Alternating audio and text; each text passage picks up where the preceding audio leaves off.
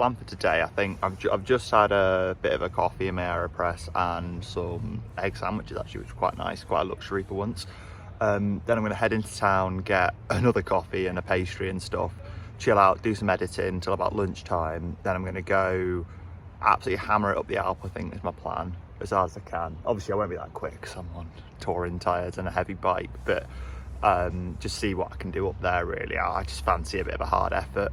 And then I've got a bit of a circuit I can do from there. Some like nice sort of back roads along some really like pretty stunning cliff sides that you can go down that, I don't know, me and my family used to call the balcony roads when I was a kid. Don't know what they're actually called, but yeah, I think that's the plan. So yeah, let's get cracking. Right, that's video rendering. It's pretty incredible that I can just do this on my iPad in a cafe in France. Right, so I think the plan is to try and be on the bike for about 1:30. Just sat outside the tourist info now, getting my upload done. Yeah, lazy start, but I need it today. And yeah, I'm just gonna absolutely smash up the Alpe. We'll just see how it goes, but yeah, looking forward to it. Right, well I've actually given my bike a bit of a service before going up the Alpe. The chain isn't completely black with tar now, so hopefully that's a bit more efficient. It's not perfect, but it's better than it was. Right, so the goal for today, Alpe d'Huez in less than an hour, and that's proper Alpe d'Huez, not this little silly time trial route that people call it, that's like what you do on Zwift. Nah, proper Tour de France route up Alpe d'Huez. Who knows if it's possible on these touring tyres on my heavy touring bike, but I've even taken the rack off, so you know, it's got to be done. Just going to go for a little bit of a warm-up spin now, and then yeah, let's get cracking. See what my legs have got left in them.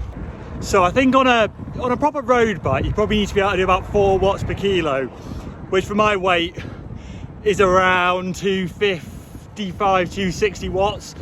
But I'm on a gravel bike with touring tyres, so I think realistically I'm going to aim for, well, 300 watts, see what happens.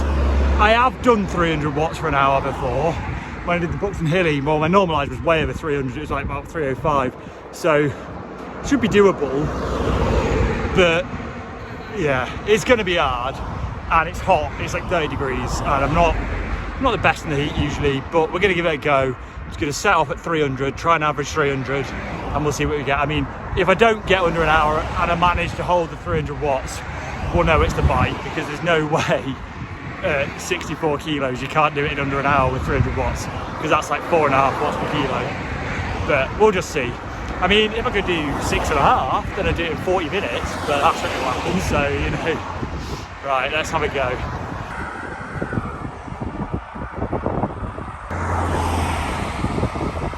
That's warm up done, here we go.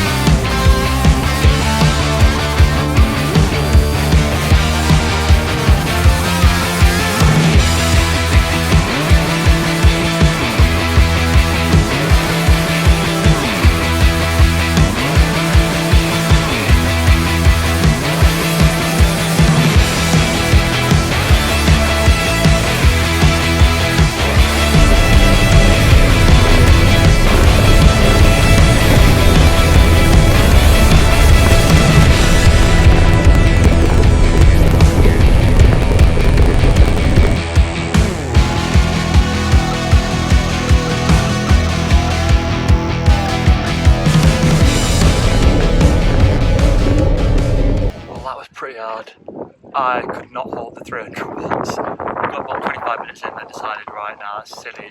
I'm just not fresh enough for this, so I dropped the power down about 5 minutes, then got back going again at about sort of 270, 280 to the top. So yeah, it's alright. 58 minutes I think, so pretty happy with that. Not bad for a heavy gravel bike. with touring tyres on it. Yeah, to clarify something that I feel like a lot of YouTube probably doesn't really elaborate when they make videos about this climb, is that there's sort of two different finishes. There's the one which is kind of the time trial finish, which is the finish that's been replicated on Zwift and stuff, which is the bottom of the town, where it's probably about 53, 54 minutes up to there. And then this is the actual Tour de France finish, where you have to go up through the town and up to here. And yeah, it does make quite a difference, to be honest with you, just having that last little bit in your legs. But even though there are a couple of flat bits and descents coming up to here, and also why the time trial doesn't come up here, because of like, it's a bit of a pain to navigate, there's a little tunnel and all sorts, and there's a bit more traffic in town. But yeah, I thought I'd elaborate that as to why, like on Zwift, you can go way faster. And also on Zwift, you know, you're perfectly aerodynamic and all these other assumptions that are completely whack. But yeah. I also realised this ride puts me over 30,000 metres of climbing for the trip. Let's get moving off the mountain and then onto some of these stunning balcony roads.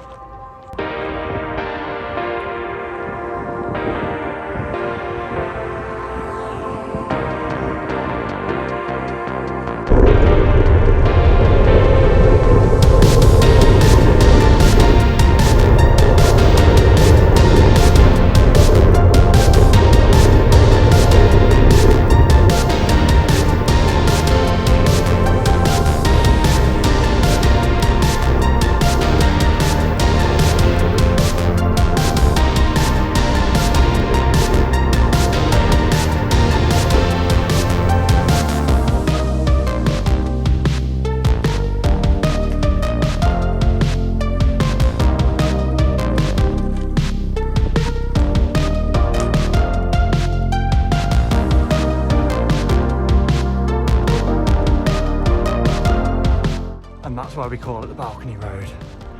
It's pretty stunning, isn't it? Well, that balcony road was definitely interesting. I think now I'm going to just descend down and head back along the valley. I was going to go do the desert one as well, but I'm just knackered after that effort, and I fancy getting a beer and watching the end of the Paris sprint. So yeah, gonna go head to Café de Paris in Bourg and get myself a left, I think. And I'm still absolutely buzzing that I got up in under an hour, despite absolutely blowing up at the bottom and being on this bike. So at some point I'm gonna have to come back on my proper race bike and see how quick I can do it.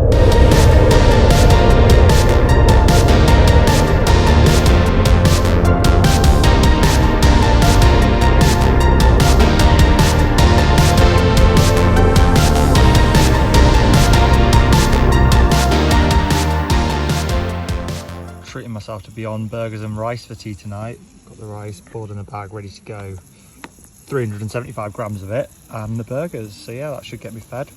Well, so that's been a really successful day. I've had a look at Strava and I did 57.40, averaging 283 watts, which to be fair I'm pretty happy with, considering like the fatigue I've come in with and stuff. And I mean, yeah, I'm not exactly on the most optimized bike. So, I mean, it's got a little thought in my head with another year of training and like actually turning up with something decent. On a perfect day, could I go under 50? Possibly. I mean, something to work towards at least. I mean, it may be quite an insane target. I'm all showered up now, probably about to get into bed. Tea was good. I ate 350 grams of rice alongside them burgers, so pretty well loaded with the carbs at least. So hopefully tomorrow I'll feel relatively recovered after that. I think I'm going to go back to that same cafe tomorrow as well and get a decent breakfast in. But yeah, I'm not sure where I'm going to go tomorrow actually. I need to start, I think before I go to sleep I need to have a bit of a Google about campsites, but I'm definitely going to head over the Col d'Ornon, I think, with the goal to head towards Gap, with the day after going to Barcelonnette, ready to do the Burnett over towards Nice. So yeah, it's all a bit up in the air at the minute, but I'll update you on plans in tomorrow's video anyway.